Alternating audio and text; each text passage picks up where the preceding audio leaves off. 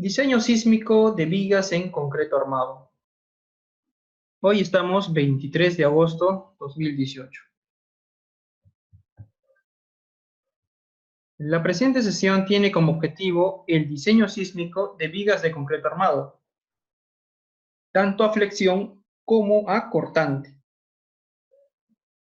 siguiendo las disposiciones especiales para el diseño sísmico del capítulo 21 de la norma E060, diseño en concreto armado.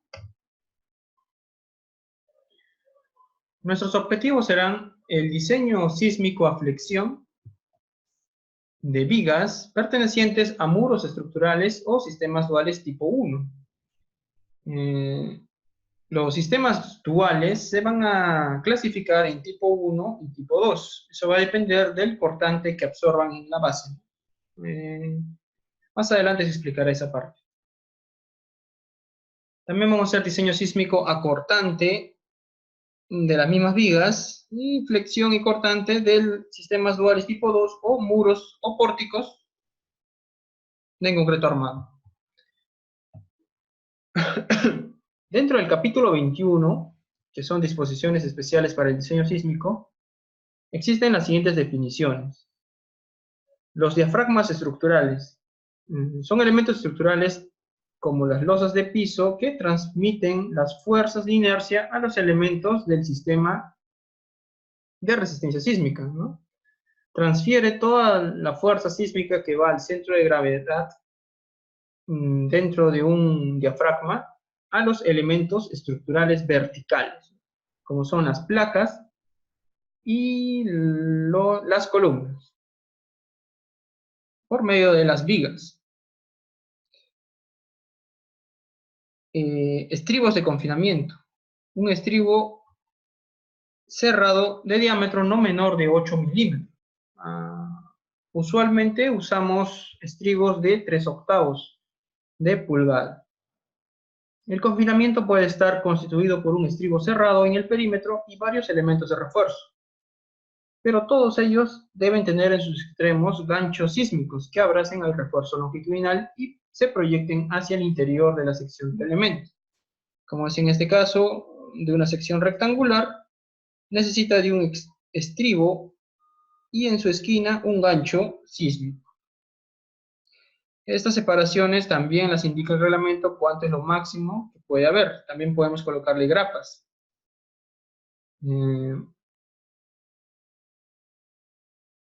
Cuando veamos el comportamiento de columnas, que será en el siguiente curso, vamos a ver por qué es tan importante colocarle este refuerzo, ¿no? O estas grapas o estribos a cierta distancia. Vamos a ver el concreto confinado cómo va a variar, ¿no? Porque, a ver, como adelantando, si nosotros tuviéramos una sección de columna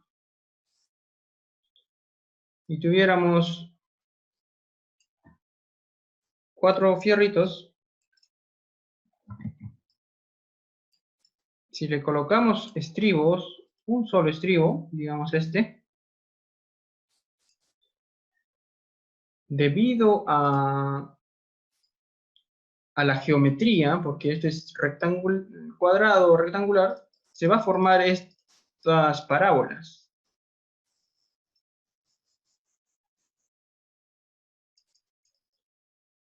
Eso lo vimos un poco en el confinamiento, ¿no? En la sesión 1. Entonces, estas zonas de las parábolas se van a comportar como el concreto que se encuentra en el recubrimiento. Se va a comportar igual que esto, ¿no? Y nosotros ya sabemos que vamos a tener un diagrama esfuerzo de formación de ese concreto, que es más o menos algo, es una parábola y luego es una recta, ¿no? De un concreto no confinado. Esta va la deformación del concreto y mi esfuerzo del concreto. Esfuerzo del concreto. Pero lo que está dentro es el núcleo confinado.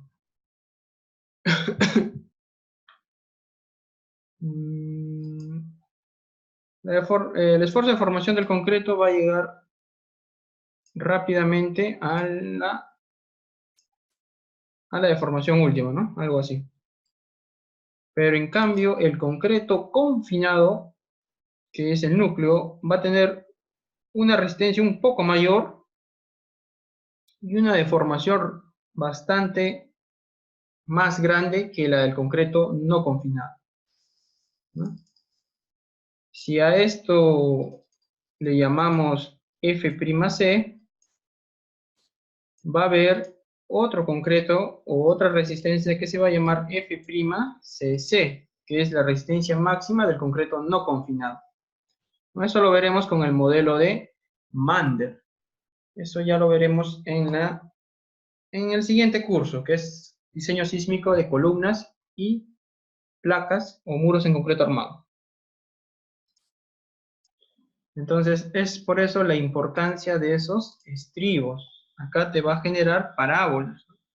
Mientras menos sea esta distancia, las parábolas serán más pequeñas y tendrás bastante núcleo, que va a tener bastante deformación. Elementos de borde, nuevamente, por ejemplo, para una placa o un muro en concreto armado,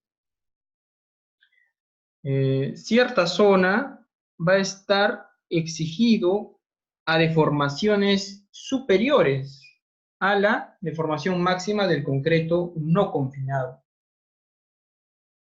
Hay una fórmula también para muros donde se calcula la profundidad o la distancia del elemento de borde, que simplemente es en función a la deformación del concreto. Si la deformación del concreto es mayor a la deformación máxima del concreto no confinado, que según el ACI es 0.003, entonces le corresponde un elemento de borde.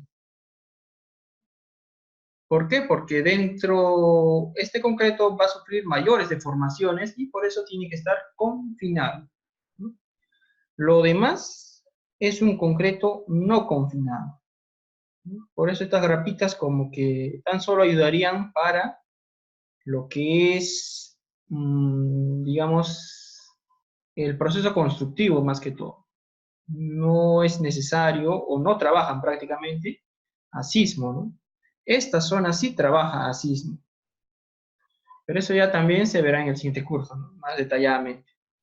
El comportamiento de una placa. Vigas son elementos de borde. Podemos tener vigas peraltadas, una viga chata o una viga con peralte invertido.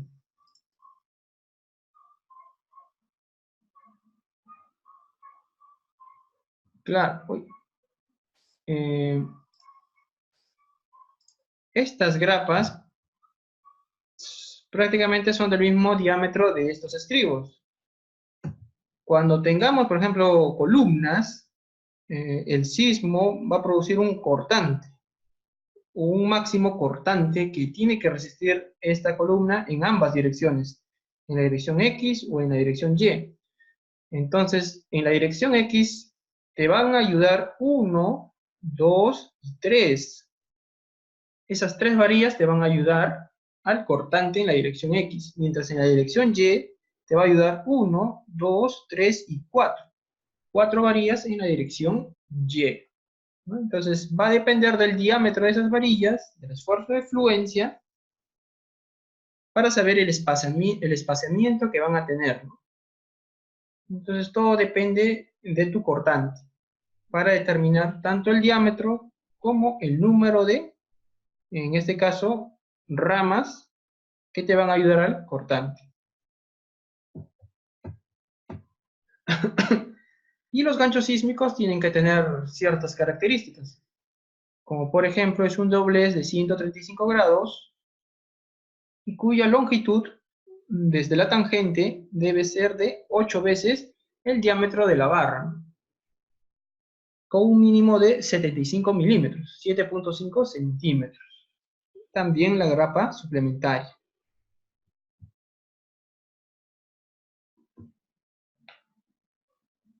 ¿No? Esta grapa, el objetivo es confinar al concreto.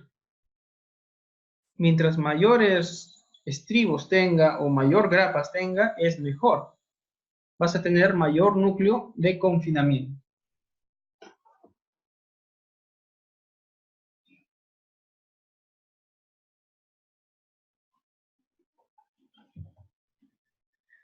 Región de rótula plástica. Como ya sabemos, la rótula plástica es la zona donde se produce la no linealidad, donde va a trabajar a no linealidad. Tanto las vigas como columnas, como un muro estructural. Rótula plástica generalmente se puede observar de la siguiente manera. Si tuviéramos una viga y le colocamos, esta es una viga empotrada, le colocamos una carga puntual P. Eso me va a generar un diagrama de momentos, ¿no? Digamos, este diagrama de momentos.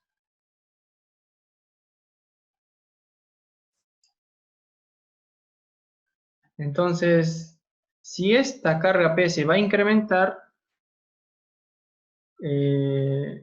también me va a generar un diagrama momento-curvatura. Yo voy a tener la curvatura de mi elemento. Entonces va a haber una zona, digamos esta, que va a superar la resistencia a flexión de la adherencia, o sea, de la fluencia. Es decir, se va a generar algo así.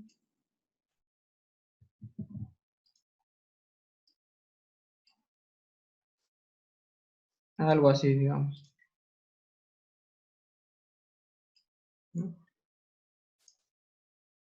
Donde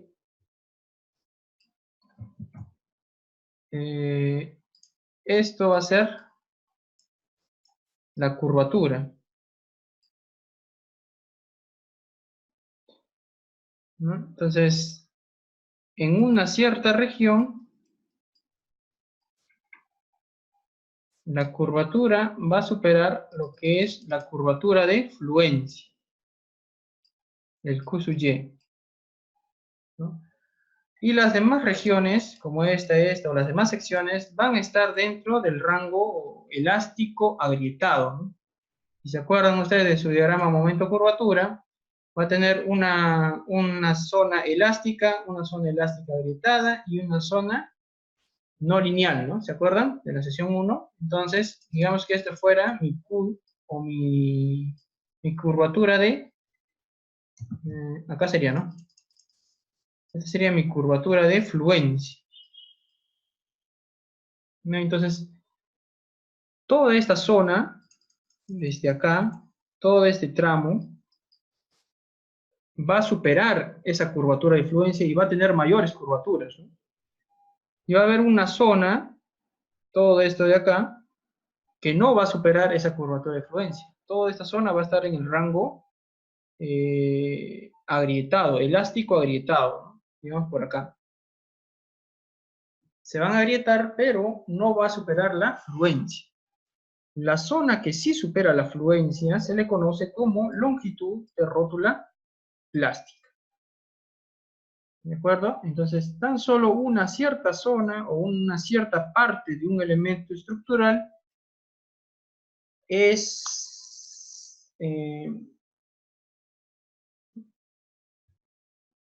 cierta parte del elemento estructural va a sufrir deformaciones superiores a la deformación de fluencia.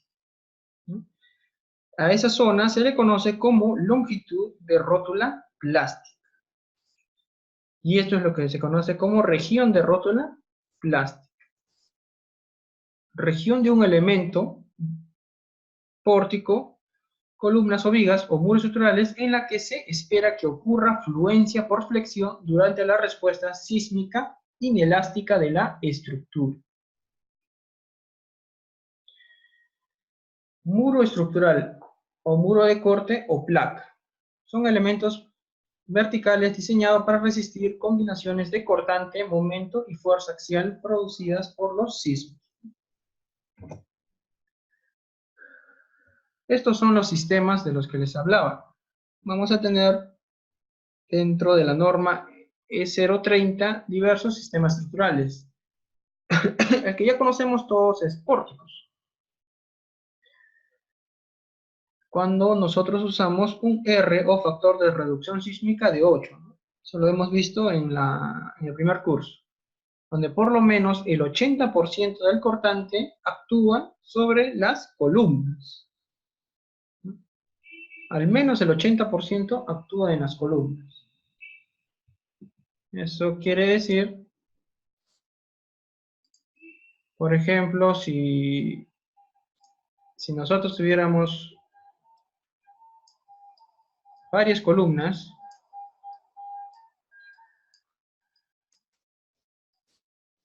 entonces un sismo en esa dirección, digamos en la dirección X, se va a dividir en varios cortantes, ¿no?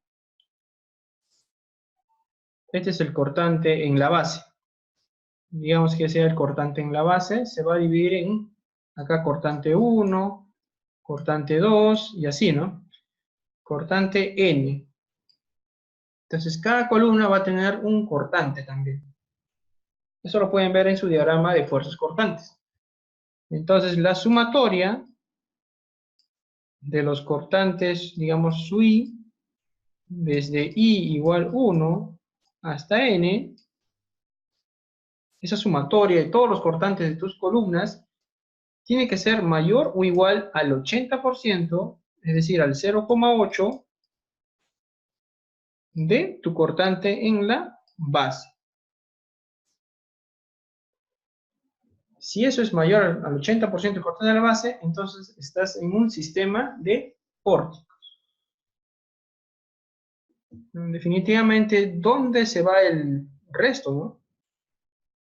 El resto, digamos que tuvieras, no sé, digamos, un murito por ahí pequeñito,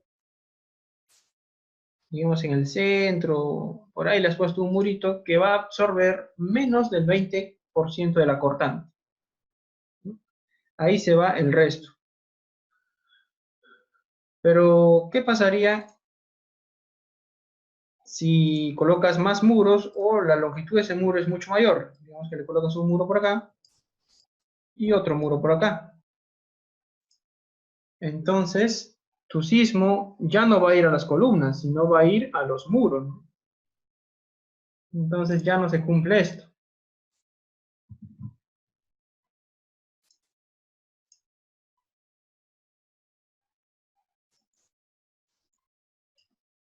Ya no se cumple esto.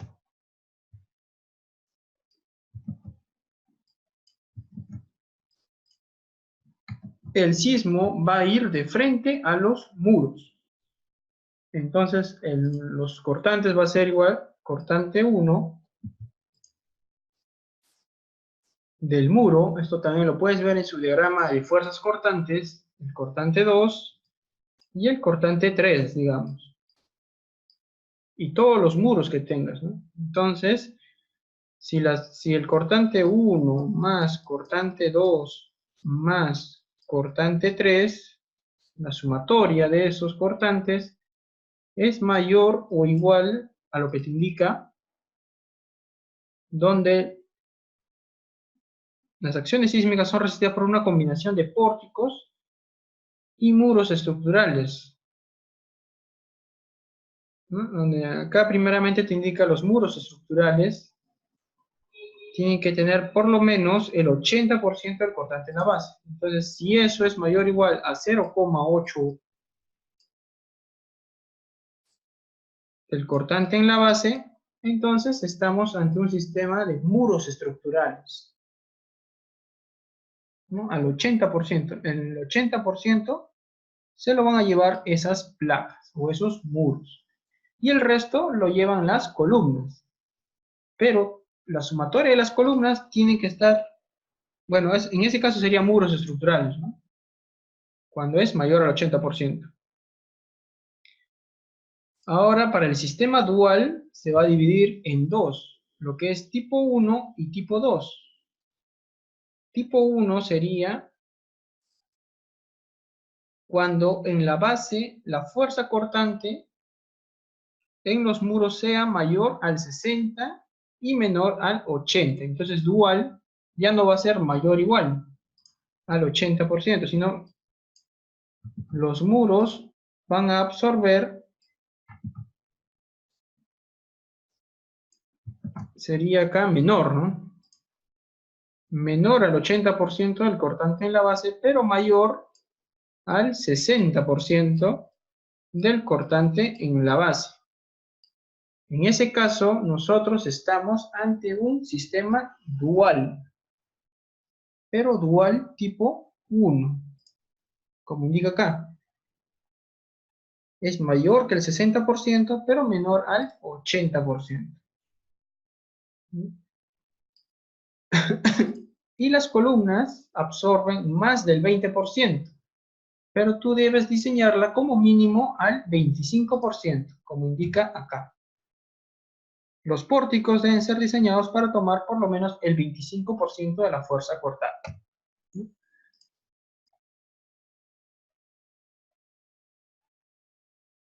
Ahora, si vamos a tener otro tipo de muros de sistema, que sería el sistema dual tipo 2, que es cuando el cortante en la base, la fuerza cortante es menor que el 60%. Esto es menor que el 60%. ¿Y mayor a quién? ¿A cuánto? Mayor al 20%, ¿no? Porque si fuera menor al 20%, sería columnas o sería pórticos. Pero si está entre 20% de la base y el 60% del cortante en la base, entonces estamos ante un sistema dual tipo 2. ¿De acuerdo? Dual tipo 2. Entonces, vamos a tener dos cosas. Como les indicaba en el índice, vamos a diseñar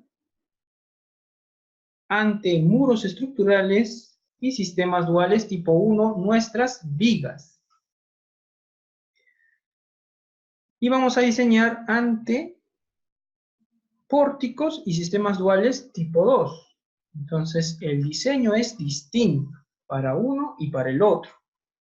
¿Cuál es más exigente? Más exigente es lo que pertenece a pórticos y sistemas duales tipo 2. Ahí hay mayor exigencia. ¿Debido a qué?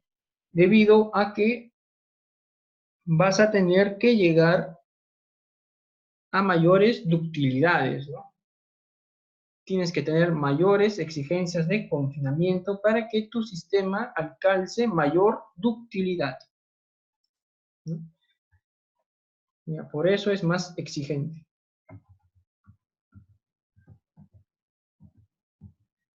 Bien, y también existen los sistemas estructurales de ductilidad limitada, donde R es igual a 4. Estos son edificios bajos y con gran cantidad de muros, ¿no? Donde los espesores varían de 10 centímetros, 12 centímetros, ¿no? Y el concreto en su interior es totalmente no confinado. Acá podemos ver los alcances que tienen una norma, elementos de concreto armado que han sido determinados, que se han determinado las fuerzas sísmicas de diseño utilizando los coeficientes de reducción sísmica. Esto lo hemos hecho en el primer curso, ¿no? ¿Se acuerdan? Análisis sísmico. Lineal elástico, porque hemos usado el R, factor de reducción sísmica. Todo tiene que ver con concreto armado en este capítulo. Lo que tenga que ver con albañilería está en la norma E070. Perdón. Estas son disposiciones prácticamente. Todo lo que indica cada norma, ¿no? Acá también indica que no es obligatorio utilizar el capítulo 21 en zona sísmica 1. O sea, donde no hay gran cantidad de sismos o movimientos sísmicos, o donde la aceleración esperada en la base es muy poca. Entonces, en esos lugares se puede obviar el diseño sísmico y tan solo diseñar por cargas de gravedad.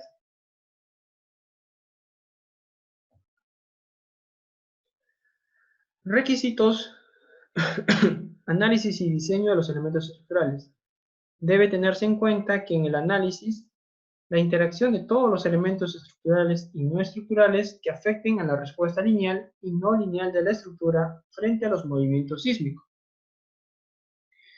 Esto quiere decir que cuando no aislemos correctamente nuestras tabiquerías, va a influir en la respuesta sísmica esos tabiques, ¿no?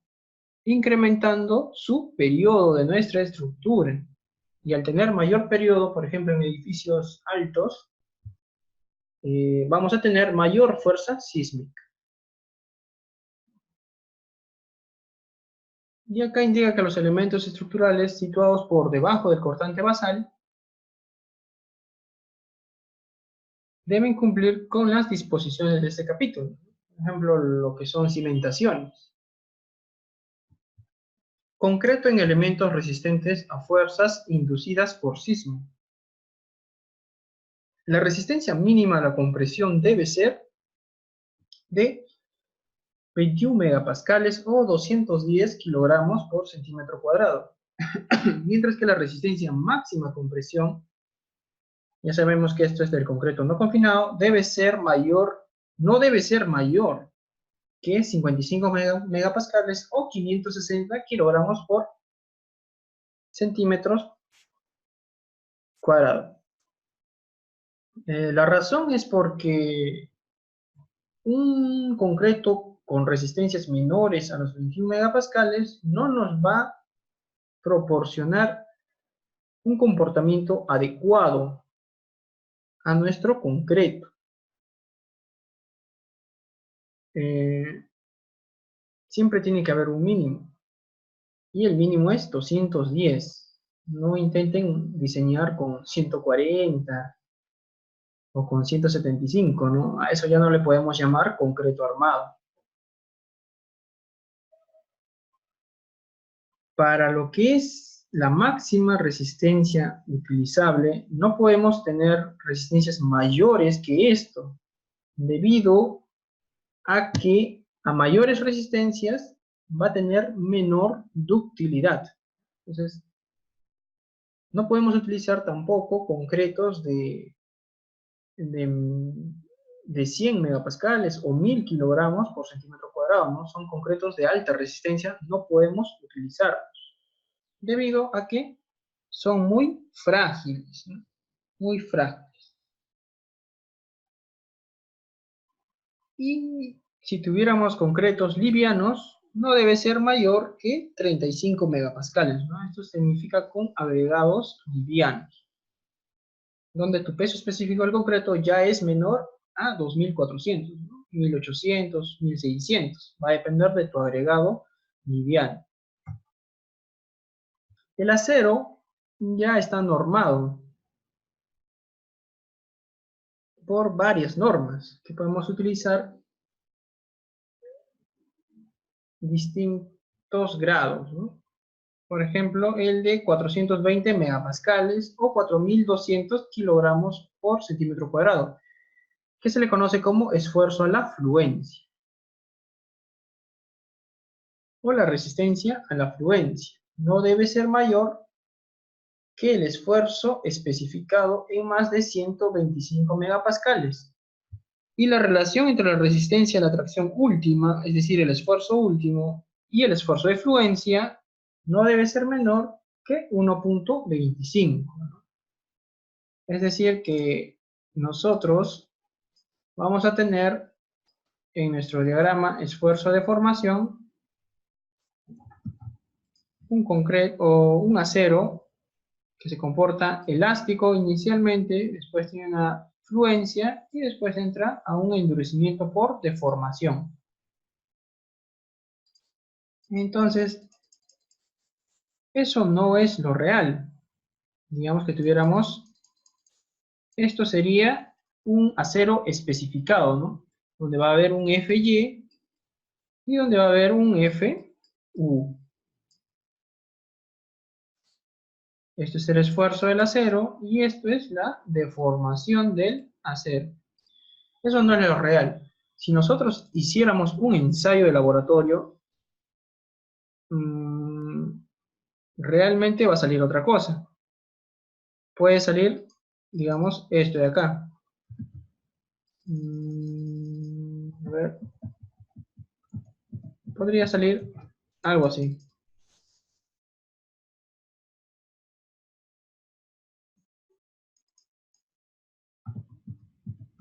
¿No? Algo así.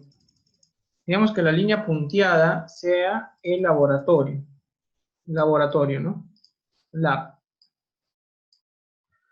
Entonces lo que te indica esta parte, dice que la resistencia real a la fluencia no debe ser mayor que el esfuerzo de la fluencia en más de 125. Es decir, que esto de acá, ese esfuerzo Y real, Y' le vamos a llamar, no debe ser esta diferencia de acá, entre el esfuerzo real y el esfuerzo especificado, no debe ser, esto tiene que ser menor que 125 megapascales, ¿no? Eso te indica la norma. No puede ser mucha la diferencia entre lo real y lo especificado. No puede ser más o no puede ser mayor que 125, debe ser menor que 125 megapascales. Y también te indica que la relación entre el esfuerzo último y el esfuerzo de fluencia medida en el laboratorio, es decir, que acá también va a haber un FU', ¿no? Acá va a haber un FU'. Entonces, ese FU, que vendría a ser su esfuerzo último o máximo entre el FY, tiene que ser mayor o igual a 1.25.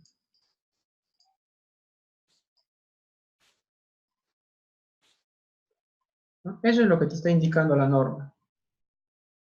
Que realmente ese esfuerzo endurecido máximo tiene que ser mayor o igual al esfuerzo de fluencia de nuestro acero.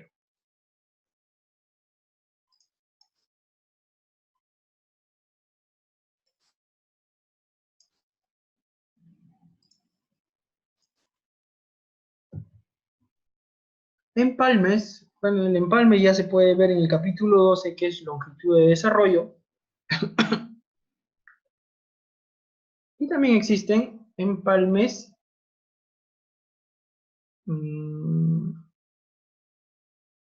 ¿cómo se podría decir? Empalmes mecánicos, pero en mecánicos especiales, ¿no? Tipo como unas tuercas que pueden unir, ¿no? Que se puede unir una varilla con otra varilla, como unos pernos, que no indica la norma en este caso, ¿no?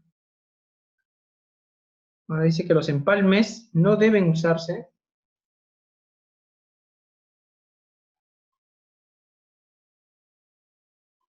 Claro, existen aceros que sí se pueden soldar. El acero que usamos nosotros no debe soldarse debido a que cuando en el momento del soldado va a calentar la varilla de acero y al momento de calentarse va a modificar todas sus propiedades, ¿no? Van a decaer todas sus propiedades, como el esfuerzo de fluencia y todas las demás propiedades de nuestro acero. Entonces, si utilizáramos otro tipo de acero, un acero soldable, tal vez sí se podría soldar, ¿no? Pero no es lo recomendable, debido a que una soldadura es algo rígido, ¿no? Algo frágil. No sería lo ideal. Lo recomendable es hacerlo por traslap, con una longitud de desarrollo, que se indican en el capítulo 12 de la norma E060. ¿No? Y no deben traslaparse en zonas donde va a haber deformaciones inelásticas, ¿no? Los empalmes mecánicos tipo 1. Los tipo 2 se pueden utilizar en cualquier ubicación. Es decir, que son de mayor longitud, ¿no? Los empalmes soldados no deben usarse dentro de una zona igual al doble del peralte del elemento o en regiones donde se produzca deformaciones inelásticas. Y tienen que ser especiales, ¿no? Tienen un tipo de acero especial.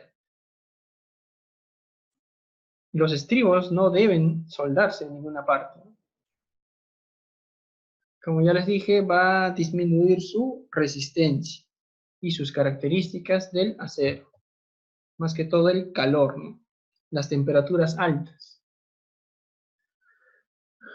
Ahora veamos lo que son requisitos para vigas y columnas de edificios con sistema resistente a fuerzas laterales de muros estructurales o sistemas duales tipo 1. En este caso vamos a ver tan solamente vigas.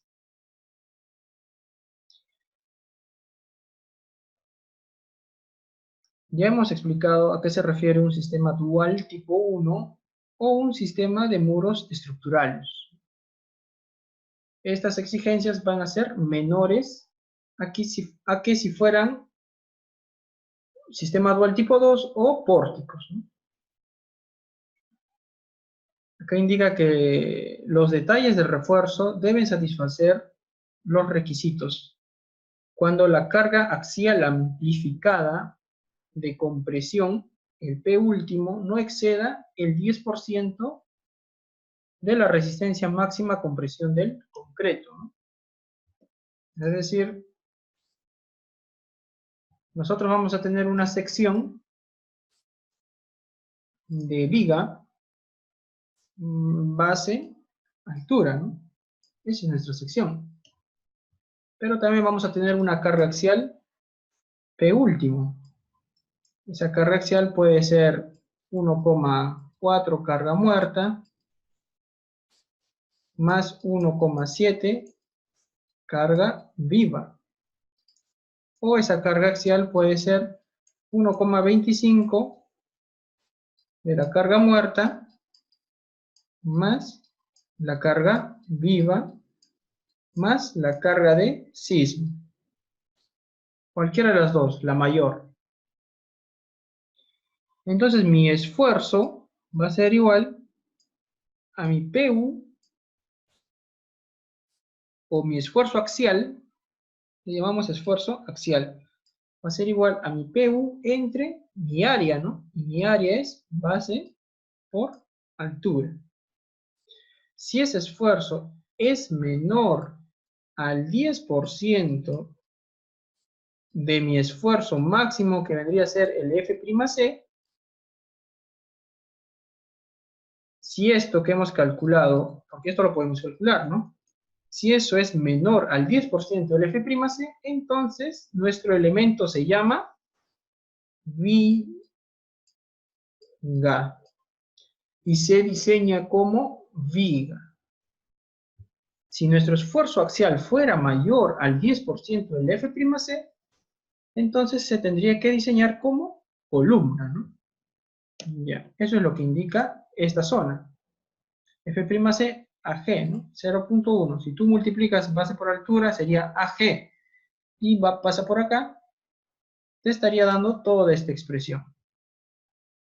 Que ese PU tiene que ser menor o igual al 10% de la resistencia máxima a compresión del concreto. PU entre BH, ¿no?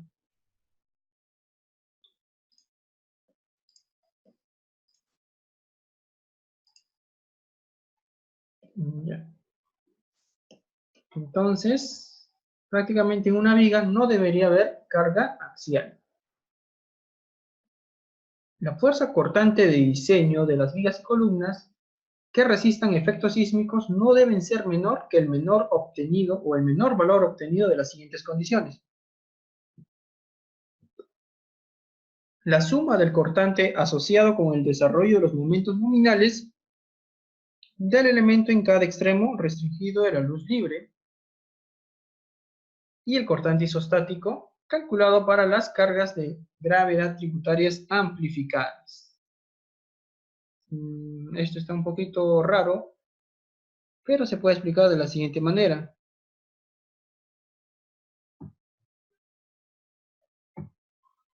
Nosotros conocemos el diagrama momento-curvatura, ¿no?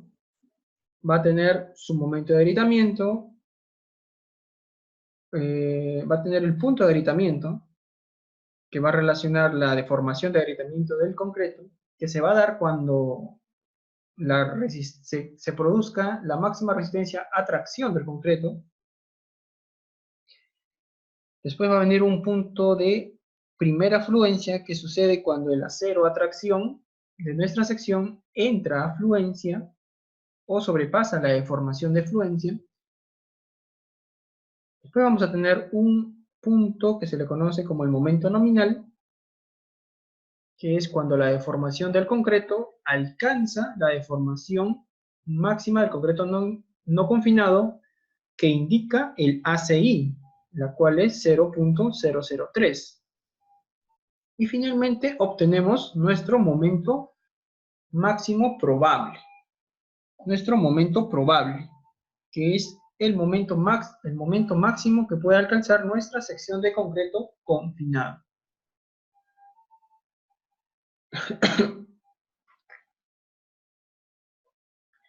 ¿Ya? Por un lado está eso. Por el otro lado, vamos a tener un pórtico, a la cual le vamos a asignar una carga de gravedad amplificada y una carga sísmica. Como creo que ya lo hemos nombrado, que la carga sísmica ya viene amplificado, ¿no? En la norma ya está amplificada nuestra carga sísmica. Vamos a tener nuestro diagrama de fuerzas cortantes. Como pueden ver, diagrama de fuerzas cortantes. Y vamos a tener nuestro diagrama de momentos flectores. Para lo que es la carga de gravedad, estas fuerzas cortantes y estos momentos flectores son prácticamente constantes. No va a influir, no va a variar, son constantes a través del tiempo. ¿Cuál es la diferencia? La fuerza sísmica. La fuerza sísmica, mientras mayor fuerza sísmica sea, mayor fuerza cortante va a haber en la viga y mayor momento flector va a haber en la viga.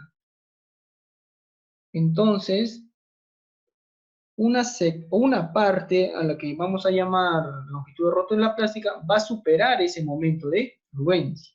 Este momento se va a incrementar, y vamos a imaginarnos que es esta sección. El momento incrementa, incrementa y se va a agrietar. Va a seguir incrementando, va a incrementar y se va a producir la primera fluencia. Seguirá incrementándose y se provocará el momento nominal y luego ya no va a seguir incrementándose tanto.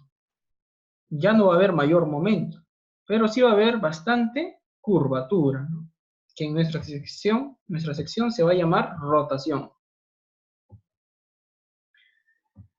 Entonces, si nosotros aislamos nuestra viga, la aislamos, vamos a tener una carga vertical, una carga de gravedad a la cual podemos encontrar nuestros cortantes. Y el cortante simplemente sería la carga de gravedad multiplicado por la longitud y dividido entre 2. Y por el otro lado tenemos la fuerza sísmica. Si aislamos esta viga, vamos a tener esto, cortante hacia abajo y cortante hacia arriba. Y un par de momentos en sus extremos, donde va a ser el máximo momento probable, tanto a la izquierda como a la derecha. Estos momentos prácticamente son estos, ¿no? Este puntito rojo es esos momentos. Es el máximo momento que puede resistir nuestra viga en sus extremos. Entonces, si hacemos sumatoria de momentos en un punto, hallaremos que el cortante último va a ser igual al momento probable en la izquierda más el momento probable a la derecha dividido entre la luz libre. De esta manera obtenemos nuestro cortante último de diseño para un sismo en esta dirección. ¿Cómo sería para el sismo en la otra dirección? Simplemente sería algo al revés. Sería cortante último va a ser igual a la carga amplificada de gravedad por la luz libre entre 2 más momento probable a la izquierda más momento probable a la derecha. Pero este momento probable es negativo y este momento probable es positivo, dividido entre la luz libre. Entonces, si nosotros diseñamos, como indica la norma, de esta manera, con los máximos momentos probables, vamos a asegurarnos que se produzca esto, que la resistencia al cortante sea mucho mayor que nuestra resistencia a flexión. Caso contrario, ocurrirá esto, que ya lo vimos también en la sesión 1 y en sesión 2. Ocurrirá que nuestra resistencia por flexión o nuestra capacidad por flexión se ve interrumpida por una falla por corte antes de llegar a su máxima resistencia, ¿no? Entonces es necesario diseñar tal como indica la norma para que esto se cumpla. Esto es lo óptimo. ¿De acuerdo?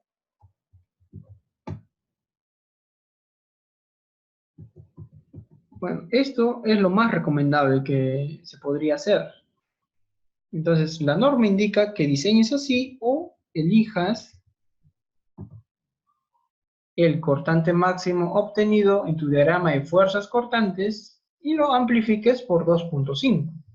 Entonces vas a elegir el menor de los dos valores, ¿no? Pero yo recomiendo que esto lo obvies, esto prácticamente no lo uses. Yo recomiendo que lo diseñes así, como indica la norma. ¿De acuerdo? Esto tiene más lógica. ¿Ya? Bien. Elementos en flexión. Entonces ahora te va a dar algunas ciertas disposiciones para el diseño sísmico de vigas.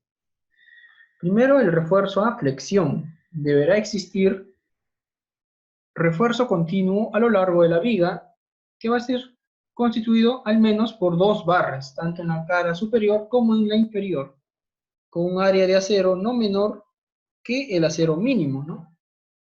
El área de acero mínimo vendría a ser 0.7 raíz cuadrada de F'C entre Fy multiplicado por B y por el peralte efectivo, ¿no? Ese es el área de acero mínimo.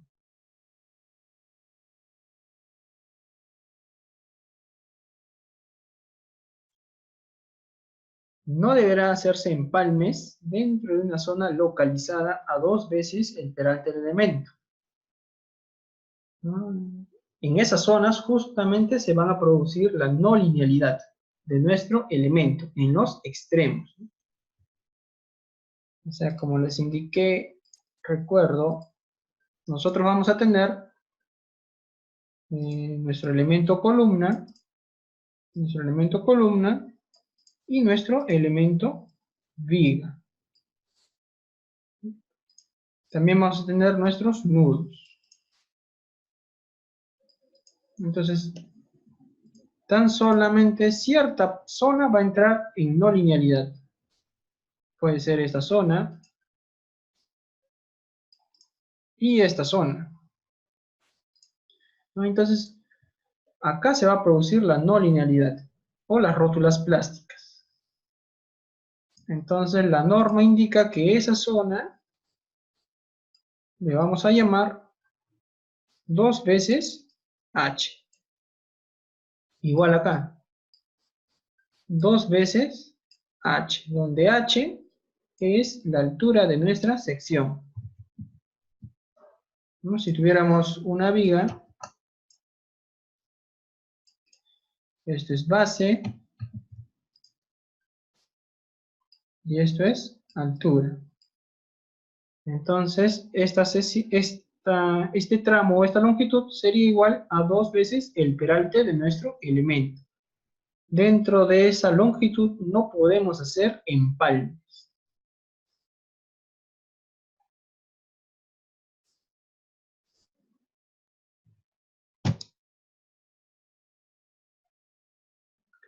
La resistencia a momento positivo en la cara del nudo no debe ser menor que 1/3 de la resistencia a momento negativo provista en dicha cara. La resistencia a momento negativo y positivo en cualquier sección a lo largo de la longitud del elemento deben ser mayores que 1/4 de la máxima resistencia a momento proporcionada en la cara de cualquiera de los nudos. Esto en resumen dice lo siguiente: que nosotros tenemos que tener al menos 2 barras de acero que cumpla con lo mínimo. Inicialmente dice eso, aquí está. Segundo, dice que este momento en el extremo no puede haber tanta diferencia entre ese momento negativo y el momento positivo, ¿no? No puede haber tanta diferencia ni en los extremos ni en cualquier parte de nuestra viga, ¿no? A ver, un ejemplo, podemos hacer algo así, digamos. Si nosotros tuviéramos una sección de viga, vamos a tener varillas, ¿no? Tanto en la parte inferior como en la parte superior, ¿no? Pero generalmente, a ver, vamos a tener algo parecido a esto, ¿no? Este es nuestro diagrama de momentos. Entonces, el momento acá, que vendría a ser el momento negativo, es muy superior al momento positivo, que vendría a ser el de acá. Bueno, en este caso es 0, ¿no? Pero el momento negativo sería generado por esta sección de concreto. Si esta fuera nuestra sección, ¿dónde se agrietaría, no? O sea, ¿dónde necesitaríamos mayor acero? Necesitaríamos en la parte superior, ¿no? En la parte de arriba. ¿Y dónde no sería necesario tanto acero? Sería en la parte de abajo, ¿no? Algo así sería nuestra sección acá. Si le colocamos, si esta fuera nuestra sección A, esta sería nuestra viga A, ¿no? Esta sería nuestra sección A. Entonces, mayor acero arriba y menor acero abajo. Ya lo hemos diseñado, imaginemos. Esta sección, ¿dónde estaría su área de compresión del concreto? Simplemente sería esta, ¿no? Esta sería mi área de compresión del concreto. ¿Por qué? Porque arriba se tracciona y abajo se comprime, ¿no? Entonces, acá el acero que va a trabajar van a ser, estos van a ser los aceros que van a trabajar, ¿no? Entonces, eso me va a provocar un momento nominal negativo. ¿De acuerdo? Que sería simplemente hallar cuál es el momento nominal que me producen estas varillas de acero y esta área de compresión del concreto, ¿no? Entonces, ¿qué es lo que hacemos? Simplemente lo que haríamos sería agarrar esas 5 varillas. Bueno, de la manera tradicional que nosotros conocemos sería así, ¿no? Lo ordenaríamos bonito. 5 varillas de concreto, 5 varillas de acero, perdón.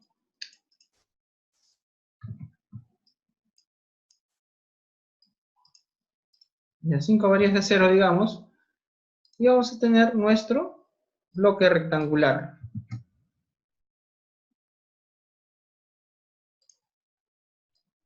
Acá vamos a tener nuestra compresión del concreto.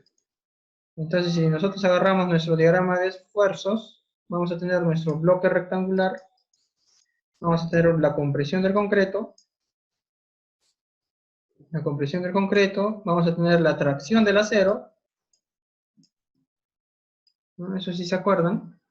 Vamos a tener compresión del concreto, tracción de acero, y podemos calcular nuestro momento nominal. Negativo sería en este caso. ¿Por qué? Porque el área de acero es el negativo. ¿Cómo sería para hacer la sección positiva? Simplemente sería colocar la misma sección. Ahora, ese sería el negativo, ¿no? Ahora sería colocar la misma sección, solamente que ya no usaríamos esas 5 varillas. Vamos a utilizar estas 3 varillas. 1, 2 y 3. Entonces, eso también me va a producir un bloque de compresión del concreto. Entonces, nuevamente vamos a tener nuestro bloque rectangular, nuestra compresión del concreto y nuestra tracción del acero.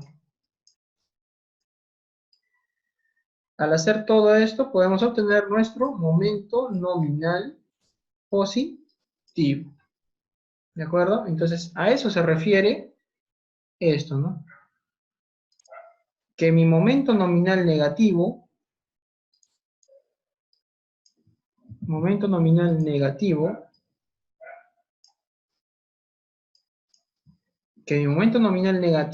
de esta sección no sea tan diferente a mi momento nominal positivo de esa misma sección. Esto es negativo y esto es positivo. ¿De acuerdo? Entonces, como máximo, mi momento nominal positivo debe ser al menos mi momento nominal negativo dividido entre 3. Al menos debe ser la tercera parte de mi momento nominal negativo. Si yo calculo aquí mi momento nominal, me va a salir mucho mayor que este momento nominal positivo, ¿sí o no? Entonces no debe haber tanta diferencia.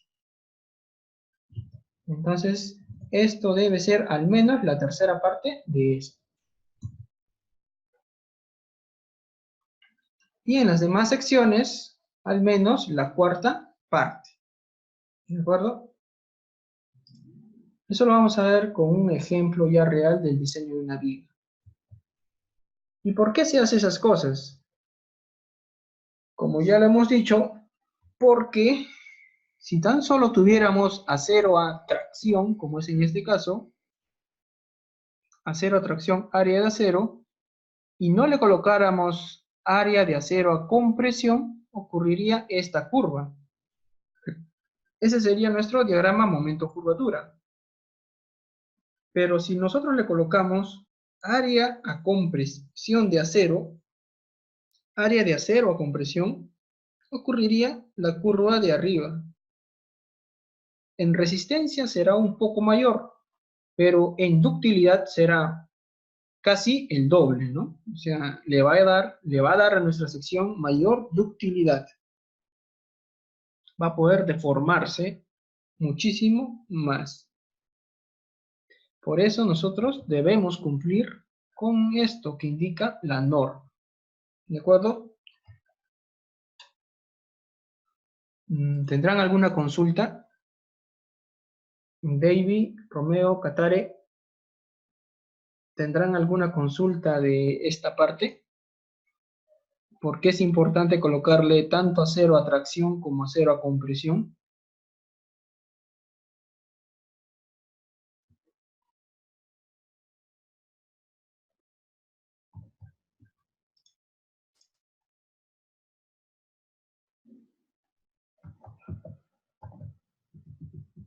Y también debemos cumplir ahora con el refuerzo al cortante. En ambos extremos del elemento deben disponerse de estribos cerrados de confinamiento en una longitud igual a 2 veces el peralte del elemento, ¿no? Que es donde se va a producir la no linealidad.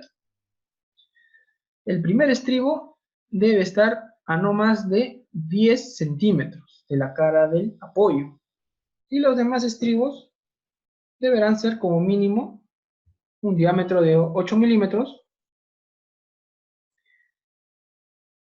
para barras hasta 5 pulgadas, de 3 octavos hasta 1 pulgada y de media pulgada para mayores diámetros. Y el espaciamiento debe ser el siguiente, ¿no? El peralte entre 4, 10 veces el diámetro de la barra, 24 veces el diámetro del estribo o 30 centímetros. Eso se produce acá, ¿no? Por ejemplo, esta es nuestra viga.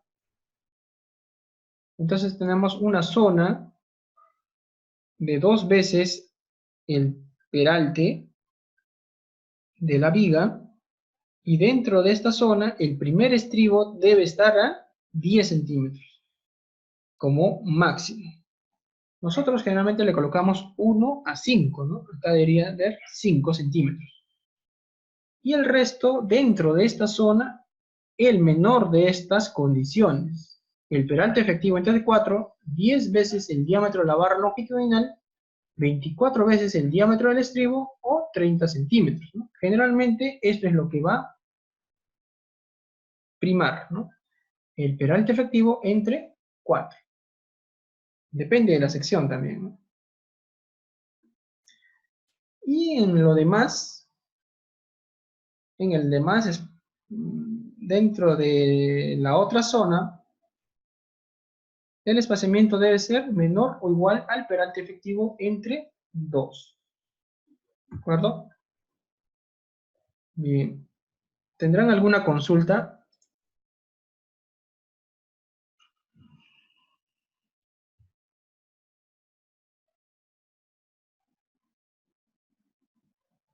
Mm,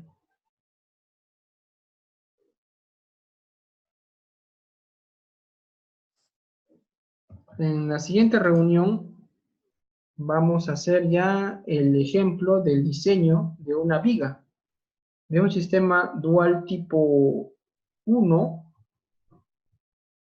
o muros estructurales, ¿no? Vamos a agarrar el ejemplo que hicimos en el curso de análisis sísmico y vamos a diseñar esa viga.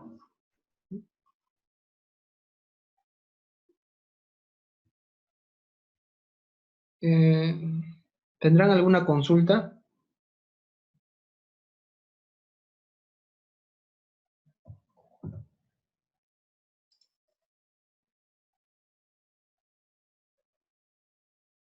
Sí, los concretos de alta resistencia son mayores que los 55 megapascales y no son adecuados, ¿no? Para nuestro concreto armado en zona sísmica.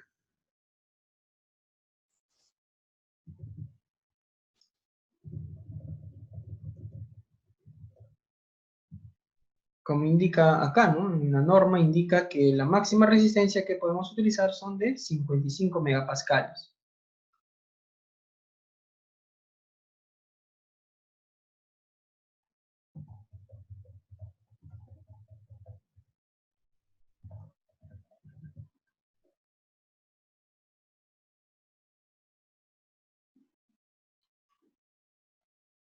Entonces, dentro de la zona no lineal debemos asegurarnos esto, ¿no?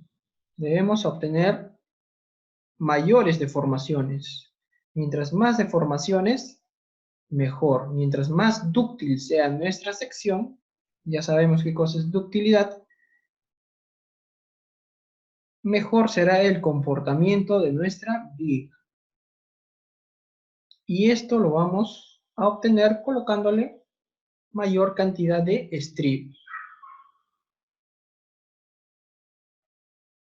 Bien.